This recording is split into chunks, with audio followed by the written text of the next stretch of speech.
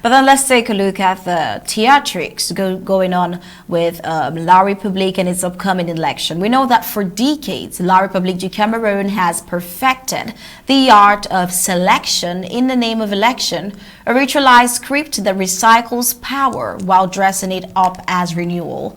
Across those same decades, Ambazonia has been held under military siege.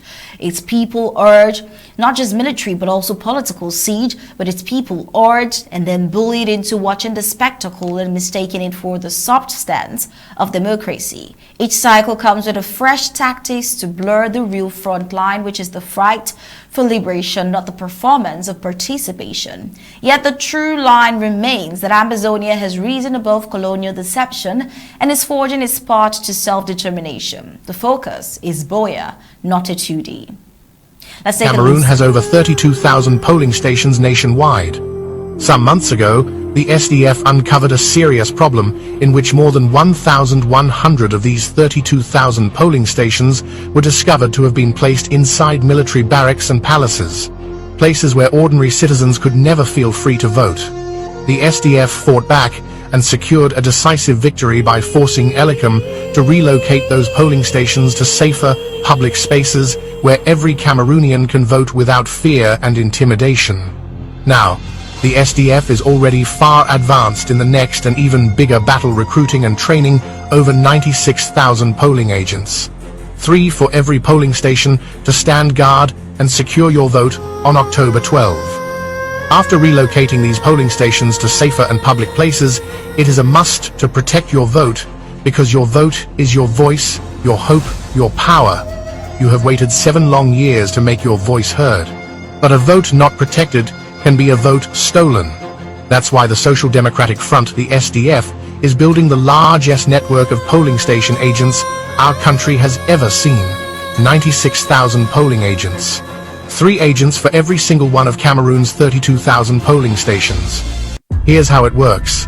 When you vote, the official tally at your polling station is recorded in a document called the PV. Our polling agents keep a copy of that PV.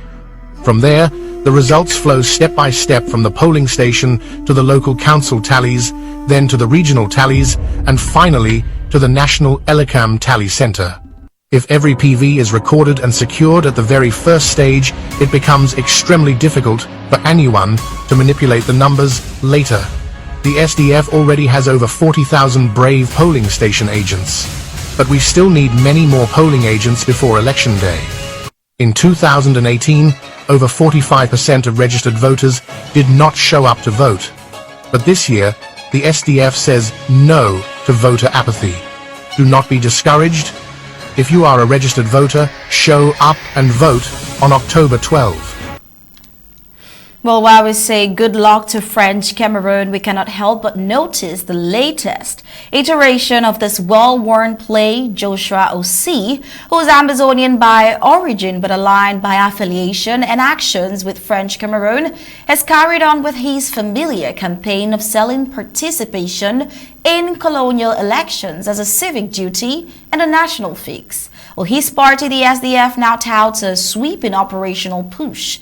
96,000 polling station agents by election day, with over 40,000 already identified and trained.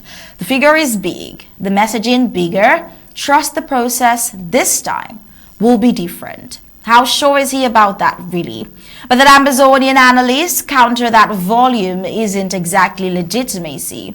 40 plus years of an unchanged outcome is not cured by a headcount of polling agents when the core architecture remains the same.